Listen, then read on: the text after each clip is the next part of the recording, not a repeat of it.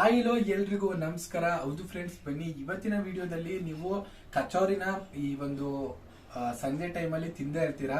ಈ ಒಂದು ಹೋಟೆಲ್ಗಳಲ್ಲಾಗಿರ್ಬೋದು ಅಥವಾ ಈ ಒಂದು ರೋಡ್ ಸೈಡ್ ಅಲ್ಲಿ ಕಚೋರಿ ತುಂಬಾ ಅಂದ್ರೆ ತುಂಬಾ ಫೇಮಸ್.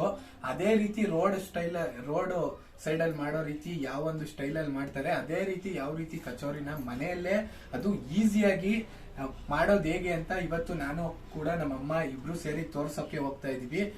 ಎಷ್ಟೊಂದ್ ಜನ ವಿಡಿಯೋಸ್ಗಳನ್ನ ನೋಡ್ತಾ ಇರಲಿಲ್ಲ. ನಮ್ಮ ಒಂದು ವಿಡಿಯೋಸ್ಗಳು ನೋಡ್ತಾ ಇರೋರು ಎಲ್ಲರಿಗೂ ತುಂಬಾ ತುಂಬಾ ಥ್ಯಾಂಕ್ ಯು. ಯಾರು ಇನ್ನ ಚಾನೆಲ್ ಅನ್ನ ಸಬ್ಸ್ಕ್ರೈಬ್ ಮಾಡಿಲ್ಲ, ದಯವಿಟ್ಟು ಸಬ್ಸ್ಕ್ರೈಬ್ ಮಾಡಿ. ವಿಡಿಯೋ ಇಷ್ಟ ಆದ್ರೆ ಒಂದು ಲೈಕ್ ಅನ್ನ ಮಾಡಿ. ಇವತ್ತು ಯಾವ ರೀತಿ ಈ ಒಂದು ಪಕ್ಕಾ ರೋಡ್ ಸ್ಟೈಲ್ ಅಲ್ಲಿ ಈ ಒಂದು ಕಚೋರಿನ ಮಾಡೋದು ಯಾವ ರೀತಿ ಅಂತ, ಅದು ಈಸಿಯಾಗಿ ಯಾವ ರೀತಿ ಮಾಡೋದು ಅಂತ ನೋಡ್ತಾ ಹೋಗೋಣ. ಬನ್ನಿ ಇವತ್ತಿನ ವಿಡಿಯೋನ ಶುರು ಮಾಡಕ್ಕಿಂತ ಮುಂಚೆ ಆಗ್ಲೇ ಹೇಳ್ದಂಗೆ ಯಾರಿನ ನಮ್ಮ ಒಂದು ಚಾನೆಲ್ ಸಬ್ಸ್ಕ್ರೈಬ್ ಮಾಡಿಲ್ಲ ದಯವಿಟ್ಟು ಸಬ್ಸ್ಕ್ರೈಬ್ ಮಾಡಿ ಅಂತ ಹೇಳ್ತಾ ಬನ್ನಿ ಇವತ್ತಿನ ವಿಡಿಯೋನ ಶುರು ಮಾಡೋಣ. ಏನೇನ್ ಬೇಕು ಈ ಒಂದು ರೋಡ್ ಸ್ಟೈಲ್ ಕಚೋರಿ ಮಾಡೋದಕ್ಕೆ, ಅಥವಾ ಒಂದು ಬೀದಿ ಬದಿ ಕಚೋರಿ ಅಂದ್ರೆ ಈ ಕಚೋರಿಗೆ ಈ ಒಂದು ರೋಡ್ ಸೈಡ್ ಅಲ್ಲಿ ಕಚೋರಿ ತುಂಬಾ ಅಂದ್ರೆ ತುಂಬಾ ಫೇಮಸ್. ಈ ಇಂಡಿಯಾ ಪೂರ್ತಿ ರೋಡ್ ಸೈಡ್ ಅಲ್ಲೇ ಕಚೋರಿ ಅನ್ನೋದು ತುಂಬಾ ಫೇಮಸ್ ಆಗೋಗಿದೆ. ಆದ್ರಿಂದ ಈ ಒಂದು ಸ್ಟ್ರೀಟ್ ಫುಡ್ ನ ಯಾವ ರೀತಿ ಮಾಡೋದು ಅಂತ, ಅದೊಂದು ಸ್ಟ್ರೀಟ್ ನ ಸ್ಟೈಲ್ ಅಲ್ಲಿ ಯಾವ ರೀತಿ ಮಾಡೋದು ಅಂತ ತೋರಿಸ್ತಾ ಹೋಗ್ತೀವಿ. ಮೊದಲನೇದಾಗಿ ಏನೇನ್ ಬೇಕು ಅಂತ ನೋಡ್ಕೊಳ್ತಾ ಈಗ ಏನೇನ್ ಬೇಕು ಅಂತ ತಿಳಿಸ್ತಾ ಹೋಗ್ತೀನಿ.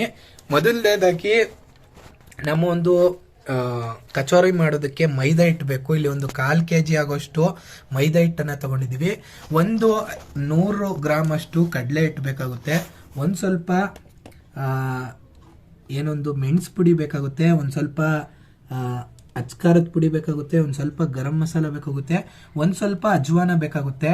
ಒಂದ್ ಸ್ವಲ್ಪ ಸಕ್ಕರೆಯನ್ನ ತಗೊಂಡಿದೀವಿ, ನೋಡ್ತಾ ಇರ್ಬೋದು. ಹಾಗೆ ಒಂದ್ ಸ್ವಲ್ಪ ಒಂದು ಚಿಕ್ಕ ಲೋಟದಲ್ಲಿ ಒಂದ್ ಸ್ವಲ್ಪ ಎಣ್ಣೆನ ತಗೊಂಡಿದೀವಿ.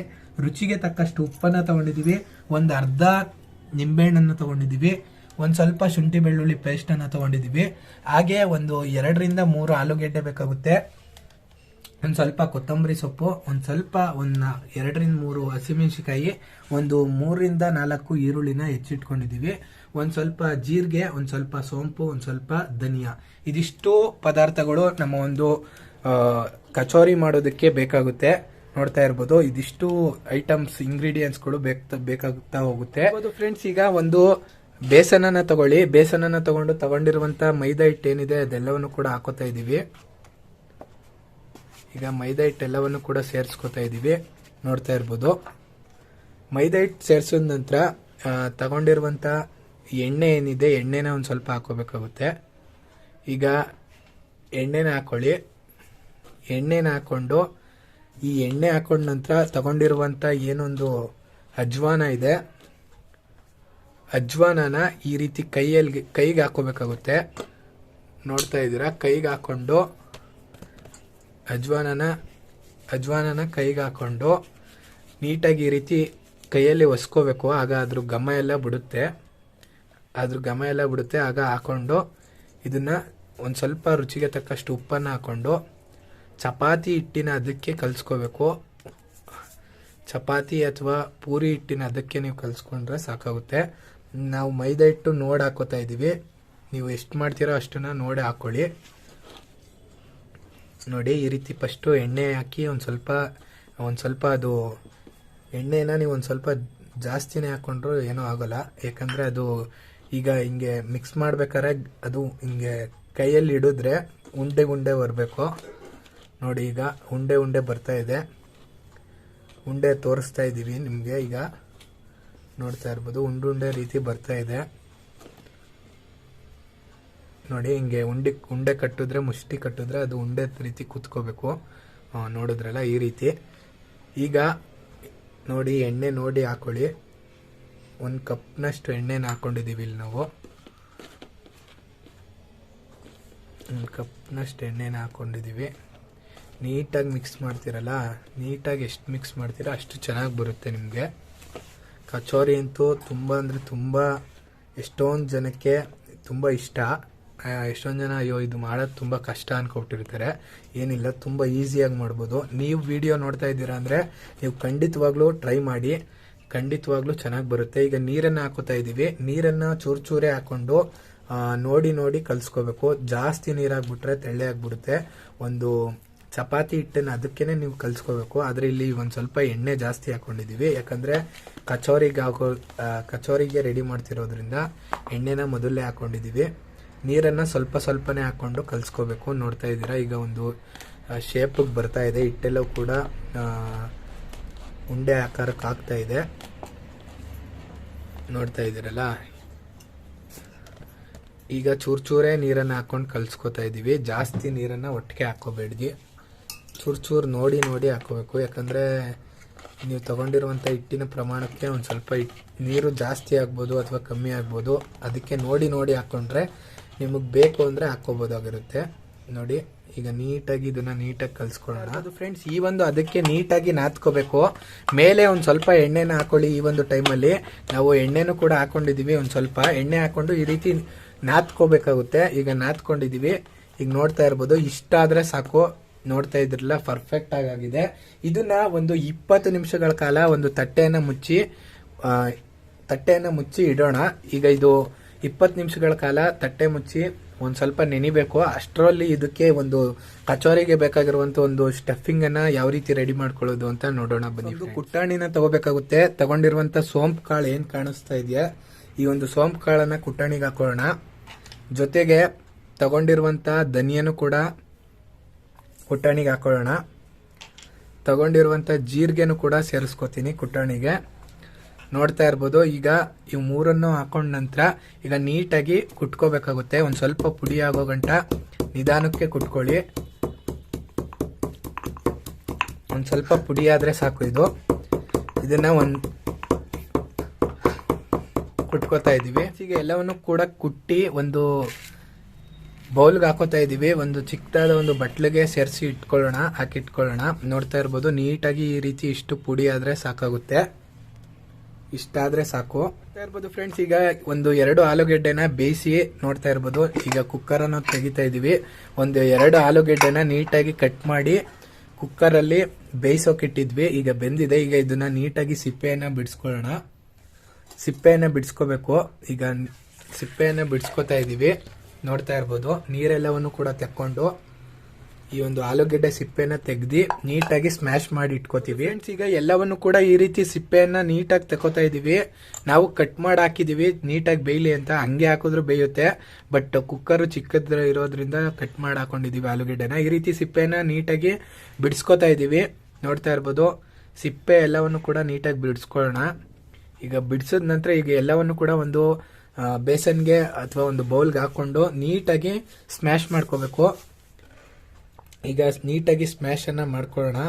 ನೋಡ್ತಾ ಇರ್ಬೋದು, ಈಗ ನೀಟಾಗಿ ಸ್ಮ್ಯಾಶ್ ಮಾಡ್ತೀನಿ.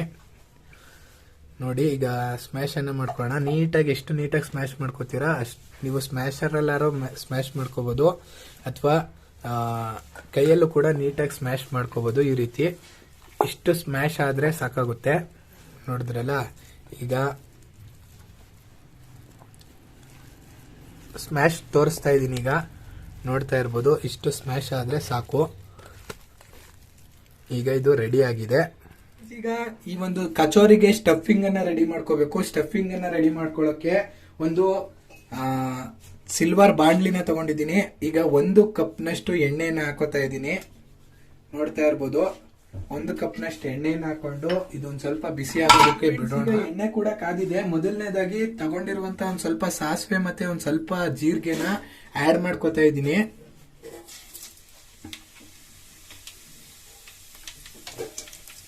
ನಂತರ ತಗೊಂಡಿರುವಂತ ಹಸಿಮೆಣಸಿಕಾಯಿ ಏನಿದೆ ಸಣ್ಣದಾಗಿ ಹೆಚ್ಚಿರೋದು ಅದನ್ನು ಕೂಡ ಹಾಕೋಬೇಕು.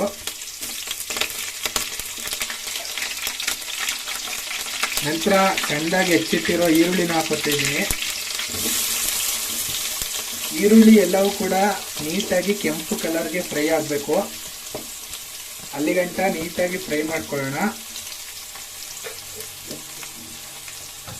ಈರುಳ್ಳಿ ಕೆಂಪು ಕಲರ್ಗೆ ಫ್ರೈ ಆಗೋ ಗಂಟ ನೀಟಾಗಿ ಫ್ರೈ ಮಾಡ್ಕೊಳ್ಳೋಣ. ನೋಡ್ತಾ ಇರ್ಬೋದು, ಅದು ರೆಡ್ ಕಲರ್ಗೆ ಫ್ರೈ ಆಗಬೇಕು. ಒಂದು ಸ್ವಲ್ಪ ಅಲ್ಲಿಗಂಟ ಫ್ರೈ. ಈರುಳ್ಳಿ ಎಲ್ಲವೂ ಕೂಡ ಫ್ರೈ ಆಗಿದೆ. ಈ ಒಂದು ಟೈಮಲ್ಲಿ ತಗೊಂಡಿರುವಂತ ಏನೊಂದು ಶುಂಠಿ ಬೆಳ್ಳುಳ್ಳಿ ಪೇಸ್ಟ್ ಇದೆ ಇದನ್ನು ಕೂಡ ಹಾಕೋತಾ ಇದ್ದೀನಿ. ಶುಂಠಿ ಬೆಳ್ಳುಳ್ಳಿ ಪೇಸ್ಟ್ ಹಾಕೊಂಡ ನಂತರ ತಗೊಂಡಿರುವಂತ ಅಚ್ಕಾರದ ಪುಡಿ ಏನಿದೆ ಇದನ್ನು ಕೂಡ ಸೇರಿಸ್ಕೊತಾ ಇದ್ದೀನಿ. ನಂತರ ತಗೊಂಡಿರುವಂತ ಗರಂ ಮಸಾಲ ಕೂಡ ಸೇರಿಸ್ಕೊತಾ ಇದ್ದೀನಿ. ನಂತರ ತಗೊಂಡಿರುವಂತ ಏನೊಂದು ಪೆಪ್ಪರ್ ಪೌಡರ್ ಇದೆ, ಮೆಣಸಿನ ಪುಡಿನೂ ಸೇರಿಸ್ಕೊತಿದ್ದೀನಿ.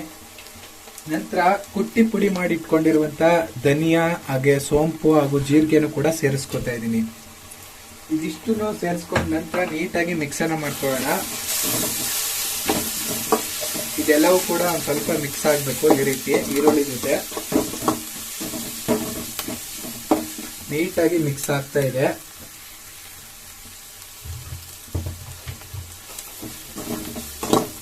ಈಗ ಇದು ನೀಟಾಗಿ ಮಿಕ್ಸ್ ಆಗುವಂತ ಟೈಮಲ್ಲಿ ಆಗ್ತಿದೆ. ಈಗ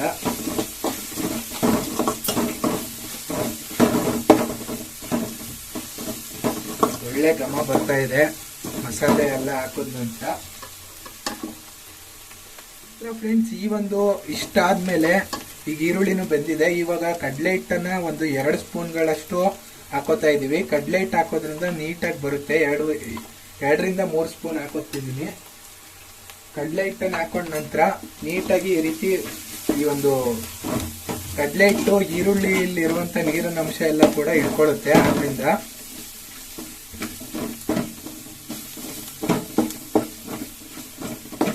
ಈಗ ನೋಡಿ ಎಲ್ಲವೂ ಕೂಡ ಡ್ರೈ ಆಗಿದೆ. ಈ ಒಂದು ಟೈಮಲ್ಲಿ ತಗೊಂಡಿರುವಂತ ಆಲೂಗೆಡ್ಡೆ ಏನೊಂದು ಸ್ಮ್ಯಾಶ್ ಮಾಡಿ ಇಟ್ಕೊಂಡಿದ್ವಿ ಇದನ್ನು ಕೂಡ ಹಾಕೋತಾ ಇದ್ದೀನಿ. ಆಲೂಗೆಡ್ಡೆ ಎಲ್ಲವನ್ನು ಕೂಡ ಹಾಕೊಂಡ ನಂತರ ಏನೊಂದು ಕೊತ್ತಂಬರಿ ಸೊಪ್ಪನ್ನ ತಗೊಂಡಿದ್ವಿ ಇದನ್ನು ಕೂಡ ಸೇರಿಸ್ಕೊತಾ ಇದ್ದೀನಿ. ಹಾಗೆ ರುಚಿಗೆ ತಕ್ಕಷ್ಟು ಉಪ್ಪನ್ನು ಕೂಡ ಆಡ್ ಮಾಡ್ಕೊತಾ ಇದ್ದೀನಿ. ಉಪ್ಪನ್ನ ಆಡ್ ಮಾಡಿದ ನಂತರ ಒಂದ್ ಸ್ವಲ್ಪ ಸಕ್ಕರೆ ತಗೊಂಡಿದ್ವಿ. ಸಕ್ಕರೆ ಹಾಕೋದ್ರಿಂದ ಟೇಸ್ಟ್ ಒಂದ್ ಸ್ವಲ್ಪ ಚೆನ್ನಾಗಿ ಬರುತ್ತೆ. ಆದ್ರಿಂದ ಸಕ್ಕರೆನೂ ಕೂಡ ಆಡ್ ಮಾಡ್ಕೊತಿದ್ದೀನಿ. ಸಕ್ಕರೆನೂ ಆಡ್ ಮಾಡಿದ್ದೀನಿ. ಈಗ ಇದನ್ನ ನೀಟಾಗಿ ಮಿಕ್ಸ್ ಅನ್ನ ಮಾಡ್ಕೊಳ್ಳೋಣ. ಇದಿಷ್ಟನ್ನು ಹಾಕೋದ ನಂತರ ನೀಟಾಗಿ ಈಗ ಮಿಕ್ಸ್ ಅನ್ನ ಮಾಡ್ಕೊತಾ ಇದ್ದೀನಿ. ಮೀಡಿಯಂ ಉರಿಲಿ ಇಟ್ಕೊಳ್ಳೋಣ. ಈಗ ಒಂದ್ ಸ್ವಲ್ಪ ಸ್ವಿಮ್ ಮಾಡ್ಕೊಳ್ಳೋಣ. ಆ ನಂತರ ಈಗ ಸ್ಟವ್ ಅನ್ನ ಆಫ್ ಮಾಡ್ಕೊತಾ ಇದ್ದೀನಿ. ಸ್ಟವ್ ಅನ್ನ ಆಫ್ ಮಾಡಿ ನೋಡ್ಬೋದು ಈ ರೀತಿ ನಮ್ಮ ಒಂದು ಆಲೂಗೆಡ್ಡೆ ಸ್ಟಫಿಂಗ್ ರೆಡಿ ಆಗಿದೆ. ಇಷ್ಟ ಆದ್ರೆ ಸಾಕು.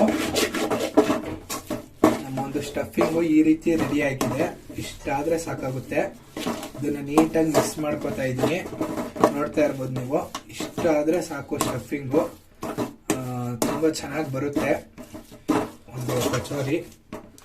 ನೋಡಿ, ಇಷ್ಟ ಆದ ನಂತರ ಒಲೆನ ಆಫ್ ಮಾಡಿದ ನಂತರನೇ ನೀವು ಏನೊಂದು ನಿಂಬೆ ಹಣ್ಣಿನ ರಸ ತಗೊಂಡಿದ್ದೀರಾ ಅದನ್ನ ಆಡ್ ಮಾಡ್ಕೊತಾ ಇದ್ದೀನಿ.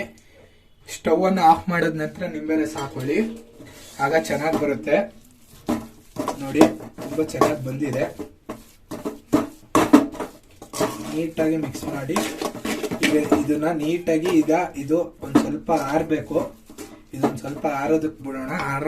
ಆರಾದ ನಂತರ ಉಂಡೆ ಸ್ಟಫಿಂಗ್ ಎಲ್ಲವೂ ಕೂಡ ಆರಿದೆ. ಈ ಒಂದು ಟೈಮಲ್ಲಿ ನೀಟಾಗಿ ಈ ರೀತಿ ಸಣ್ಣದಾಗಿ ಉಂಡೆಯನ್ನ ಕಟ್ಕೊಳ್ಳೋಣ. ನೋಡ್ತಾ ಇರ್ಬೋದು, ಈ ರೀತಿ ಆರದ ನಂತರ ಈ ರೀತಿ ಉಂಡೆ ಕಟ್ಕೋಬೇಕು. ಈಗ ಎಲ್ಲವನ್ನು ಕೂಡ ಉಂಡೆಯನ್ನ ಕಟ್ಕೋತಾ ಹೋಗೋಣ. ನೋಡ್ತಾ ಇರ್ಬೋದು, ಈ ರೀತಿ ಉಂಡೆಯನ್ನ ಕಟ್ಕೋತಾ ಇದೀವಿ. ನೋಡಿ, ಈ ರೀತಿ ಉಂಡೆಯನ್ನ ಕಟ್ಕೊಳ್ಳೋಣ. ಫ್ರೆಂಡ್ಸ್, ಈಗ ಇದನ್ನ ನೆನೆಯೋದಕ್ಕೆ ಇಟ್ಟಿದ್ವಿ ಹಿಟ್ಟನ್ನ. ಈಗ ಇದು ನೆಂದಿದೆ. ಇದನ್ನು ಕೂಡ ಅಷ್ಟೇ ನೀಟಾಗಿ ಈ ರೀತಿ ಉಂಡೆಯನ್ನ ತಗೊಂಡಿದೀವಿ. ನೋಡ್ತಾ ಇರ್ಬೋದು, ಈ ರೀತಿ ಉಂಡೆಯನ್ನ ತಗೊಂಡು ನೀವು ಮೊದಲನೇದಾಗಿ ಒಂದು ಲಟ್ಟಣಿಗೆನ ಬಳಸಿ ಕೂಡ ನೀವು ಹಿಟ್ಟನ್ನ ಒತ್ಕೋಬೋದಾಗಿರುತ್ತೆ. ಅಥವಾ ಕೈಯಲ್ಲಿ ಈ ರೀತಿ ನಾನು ಎರಡನ್ನೂ ಕೂಡ ತೋರಿಸ್ತೀವಿ. ಮೊದಲನೇದಾಗಿ ಈ ರೀತಿ ಕೈಗೆ ಹಿಟ್ಟನ್ನ ಮಾಡಿಕೊಂಡು ಈ ರೀತಿ ಕೈಯಲ್ಲೇ ನೀಟಾಗಿ ನೀವು ಮಾಡ್ತೀನಿ ಅಂದರೆ ಈ ರೀತಿ ಕೈಯಲ್ಲೇ ಮಾಡ್ಕೋಬೋದಾಗಿರುತ್ತೆ. ಈ ರೀತಿ ನೀಟಾಗಿ ಅದನ್ನು ಸ್ಪ್ರೆಡ್ ಮಾಡಿಕೊಂಡು ಹಿಟ್ಟೆಲ್ಲವನ್ನು ಕೂಡ, ಅಥವಾ ಲಟ್ಟಣಿಗೆ ತಗೊಂಡು ಈ ರೀತಿ ನೀಟಾಗಿ ಹಿಂಗೆ ಒತ್ಕೊಂಡ್ರು ನಡೆಯುತ್ತೆ. ಅಥವಾ ಕೈಯಲ್ಲೇ ಮಾಡ್ತೀನಿ ಅಂದ್ರೂ ನಡೆಯುತ್ತೆ. ನೋಡಿದ್ರಲ್ಲ, ಈ ರೀತಿ ಒತ್ಕೋಬೇಕಾಗುತ್ತೆ.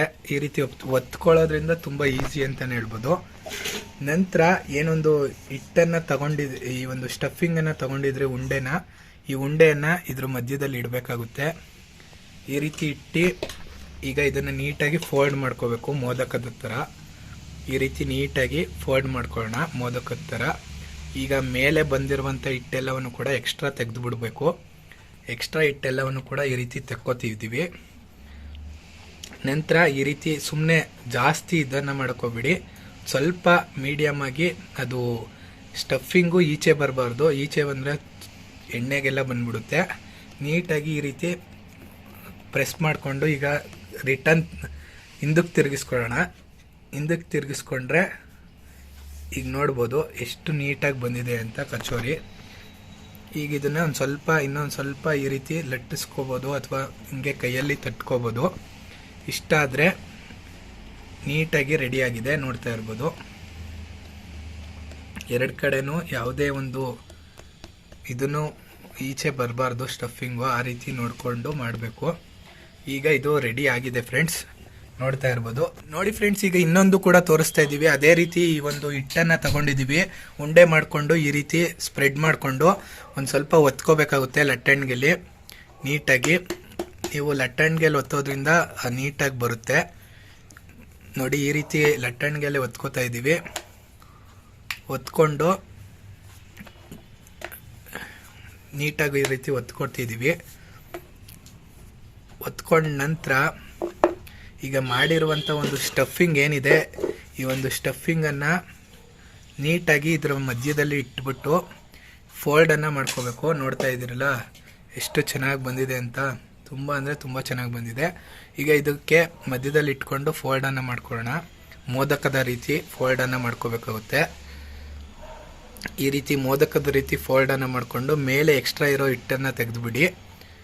ಎಕ್ಸ್ಟ್ರಾ ಇರೋ ಹಿಟ್ಟನ್ನು ತೆಗೆದುಬಿಟ್ಟು ಈ ರೀತಿ ನೀಟಾಗಿ ಪ್ರೆಸ್ ಮಾಡಿ ಒಂದು ಸ್ವಲ್ಪ ಲಟ್ಟಿಸ್ಕೊಳ್ಳಿ. ಒಂದು ಸ್ವಲ್ಪನೇ ಲಟ್ಟಿಸ್ಕೋಬೇಕು, ಜಾಸ್ತಿ ಲಟ್ಟಿಸ್ಕೋಬಾರ್ದು ಕೈಯಲ್ಲಿ. ಲಟ್ಟಣಿಗೆ ಲಟ್ಟಿಸ್ತೀನಿ ಅಂದರೆ ಒಂದು ಸ್ವಲ್ಪ ಲಟ್ಟಿಸ್ಕೊಳ್ಳಿ, ಇಲ್ಲಾಂದರೆ ಕೈಯಲ್ಲಿ ಈ ರೀತಿ ಒಂದು ಸ್ವಲ್ಪ. ಈಗ ನೋಡಿ ಎಷ್ಟು ನೀಟಾಗಿ ಬಂದಿದೆ. ಇದು ಮೇಲ್ಗಡೆ ಕಚೋರಿ ತುಂಬ ನೀಟಾಗಿ ಬಂದಿದೆ. ಯಾವುದೇ ಕಾರಣಕ್ಕೂ ಸ್ಟಫಿಂಗ್ ಈಚೆ ಬರಬಾರ್ದು. ಇಷ್ಟ ಆದರೆ ನೋಡಿ ತುಂಬ ಕರೆಕ್ಟಾಗಿ ರೆಡಿಯಾಗಿದೆ. ಈ ಒಂದು ಮೀಡಿಯಮ್ ಥಿಕ್ನೆಸ್ಗೆ ಇಷ್ಟು ಬಂದರೆ ಸಾಕಾಗುತ್ತೆ. ನೋಡ್ತಾ ಇರ್ಬೋದು. ಈಗ ಎರಡನ್ನು ಕೂಡ ರೆಡಿ ಮಾಡ್ಕೊಂಡಿದ್ದೀವಿ. ಇದೇ ರೀತಿ ಎಲ್ಲವನ್ನು ಕೂಡ ನೀವು ರೆಡಿ ಮಾಡ್ಕೋಬೇಕಾಗುತ್ತೆ. ಈಗ ಇದನ್ನ ಈಗ ಎಣ್ಣೆ ಕೂಡ ಕಾದಿದೆ. ಈ ಒಂದು ಟೈಮಲ್ಲಿ ನೀವು ನಿಧಾನಕ್ಕೆ ಇದನ್ನ ಹಾಕೋಬೇಕು, ಯಾಕಂದ್ರೆ ಒಂದೊಂದ್ಸತಿ ಎಣ್ಣೆ ಆರುತ್ತೆ. ಆದ್ರಿಂದ ಇನ್ನೂ ಬೆಸ್ಟ್ ಐಡಿಯಾ ಅಂದ್ರೆ ಈ ಒಂದು ಜಾಲರಿ ಇದೆಯಲ್ಲ, ಇದಕ್ಕೆ ಹಾಕೊಂಡು ಏನೊಂದು ಕಚೋರಿನ ನೀಟಾಗಿ ಎಣ್ಣೆ ಒಳಗೆ ನೀಟಾಗಿ ನಿಧಾನಕ್ಕೆ ಈ ರೀತಿ ಬಿಟ್ಕೋಬೋದಾಗಿರುತ್ತೆ. ನೋಡಿ, ಎಣ್ಣೆ ಹಾಕಿದ ತಕ್ಷಣ ಈ ರೀತಿ ಕುದೀತಾ ಇರುತ್ತೆ. ಹುಷಾರಾಗಿ ಹಾಕ್ಬೇಕಾಗುತ್ತೆ, ಎಣ್ಣೆ ಆರುತ್ತೆ. ಇದು ಹಾಕಿದ ನಂತರ 2 ನಿಮಿಷಗಳ ಕಾಲ, 2 ನಿಮಿಷ ಬೇಡ, ಒಂದು 30-40 ಸೆಕೆಂಡ್ಗೆ ಈ ರೀತಿ ನೀಟಾಗಿ ರೊಟೇಟ್ ಮಾಡ್ಕೋಬೇಕು. ರೊಟೇಟ್ ಮಾಡ್ಕೊಳ್ಳೋದ್ರಿಂದ ಎರಡೂ ಕಡೆ ಬೇಯ್ತಾ ಹೋಗುತ್ತೆ. ಮೀಡಿಯಂ ಉರಿಲೇ ಇಟ್ಕೊಳ್ಳಿ. ತುಂಬ ಉರಿ ಜಾಸ್ತಿ ಆದರೆ ಸೀದೋಗುವಂಥ ಚಾನ್ಸಸ್ ಇರುತ್ತೆ. ನಾವೀಗಾಗಲೇ ಇಲ್ಲಿ ಒಂದಷ್ಟನ್ನ ಬೇಯಿಸಿಟ್ಟಿದ್ದೀವಿ, ನಿಮಗೆ ತೋರಿಸ್ತಾ ಇದ್ದೀನಿ. ಮೊದಲೇ ಬೇಯಿಸಿಟ್ಟಿರೋದನ್ನ ಈಗ ನೋಡಿ ಎಷ್ಟು ನೀಟಾಗಿ ಬರ್ತಾ ಇದೆ, ಬೇಯ್ತಾ ಇದೆ. ಇದು ಕೂಡ ಮೀಡಿಯಂ ಫ್ಲೇಮಲ್ಲೇ ಬೇಯಬೇಕು. ಒಂದ್ 2-3 ನಿಮಿಷಗಳ ಕಾಲ. ಎಷ್ಟು ಕಲರ್ ಆಗಿ ಗೋಲ್ಡನ್ ಕಲರ್ ಬರ್ತಾ ಇದೆ, ನೋಡ್ತಾ ಇದ್ರಲ್ಲ. ಈಗ ಇಷ್ಟು ಬಂದ್ರೆ ನೀಟಾಗಿ ಆಗಿದೆ ಅಂತ ನಾನು ನಿಮಗೆ ಫೋಕಸ್ ಮಾಡಿ ಕೂಡ ತೋರಿಸ್ತೀನಿ. ಒಂದ್ ಸ್ವಲ್ಪ ಎಣ್ಣೆ ನೀಟಾಗಿ ಈ ರೀತಿ ಸೋರಿಸ್ಕೊಂಡು ನೋಡ್ತಾ ಇದ್ದೀರಲ್ಲ ಎಷ್ಟು ನೀಟಾಗಿ ಬಂದಿದೆ ಅಂತ ಕಚೋರಿ. ಇಷ್ಟು ಬಂದ್ರೆ ಸಾಕಾಗುತ್ತೆ, ಪರ್ಫೆಕ್ಟ್ ಆಗಿ ಬಂದಿದೆ ಕಚೋರಿ. ಈ ಗೋಲ್ಡನ್ ಕಲರ್ ಬಂದ್ರೆ ಸಾಕು. ಈಗ ಇದನ್ನ ಎತ್ತಿಟ್ಕೋತಾ ಇದ್ದೀನಿ. ಈಗ ಇನ್ನೊಂದನ್ನು ಕೂಡ ಹಾಕಿ ತೋರಿಸ್ತೀನಿ ನಿಮ್ಗೆ ನಾನು ಆಗ್ಲೇ ಹೇಳ್ದಾಗೆ ಇದನ್ನ ನೀಟಾಗಿ ಒಂದ್ ಸ್ವಲ್ಪ ಈ ರೀತಿ ಜಾಲರಿಗೆ ಹಾಕೊಂಡು ನಿಧಾನಕ್ಕೆ ಹಾಕ್ಬೇಕು. ಈ ರೀತಿ ನಿಧಾನಕ್ಕೆ ಸೈಡಿಂದ ಹಿಂಗ್ ಒಳಗೆ ಹಾಕಿದ್ರೆ ಯಾವುದೇ ರೀತಿ ಎಣ್ಣೆ ಆರೋದಿಲ್ಲ. ನೋಡ್ತಾ ಇರ್ಬೋದು. ಈಗ ಅದು ಈ ರೀತಿ ಬೇಯ್ತಾ ಇದೆ. ಈ ಒಂದು ಬಬಲ್ಸ್ ಎಲ್ಲವೂ ಕೂಡ ಕಮ್ಮಿ ಆದ ನಂತರ ಒಂದ್ ಸ್ವಲ್ಪ ತಿರ್ವಾಕೊಳ್ಳೋಣ. ಒಂದ್ 30 ಸೆಕೆಂಡ್ ಆದ ತಕ್ಷಣ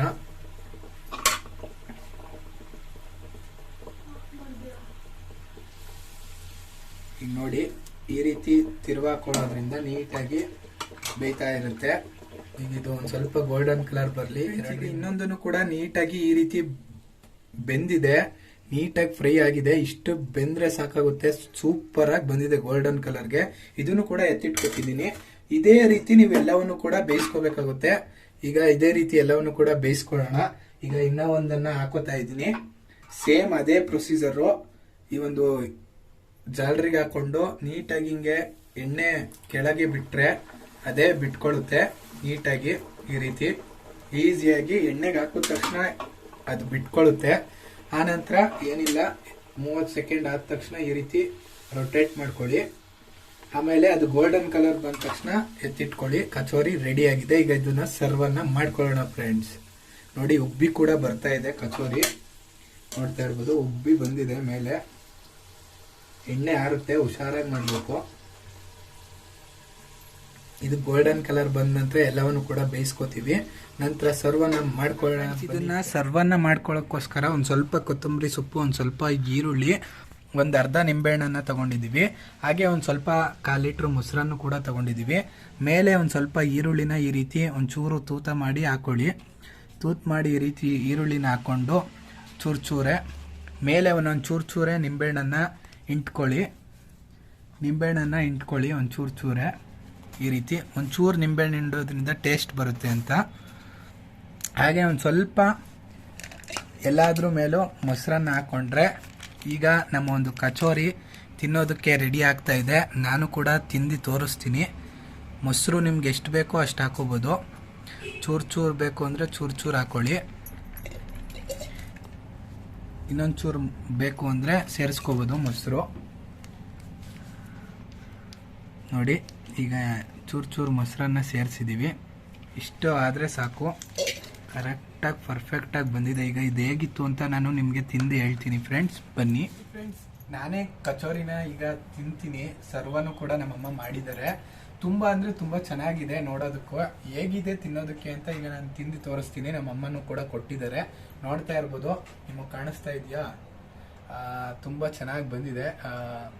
ಇರಲಿ, ವಿಡಿಯೋ ಕೂಡ ಹಾಕ್ತೀನಿ. ಇಲ್ಲಿ ಸರಿಯಾಗಿ ಕಾಣೋದಿಲ್ಲ ಅನ್ಕೋತೀನಿ. ಈಗ ಇದನ್ನ ತಿಂದು ಕೂಡ ತೋರಿಸ್ತಾ ಇದ್ದೀನಿ. ನೋಡ್ತಾ ಇದ್ದೀರಲ್ಲ, ಈಗ ಎಷ್ಟು ನೀಟಾಗಿ ಬಂದಿದೆ. ಮೊಸರನ್ನು ಕೂಡ ಹಾಕಿದ್ದಾರೆ.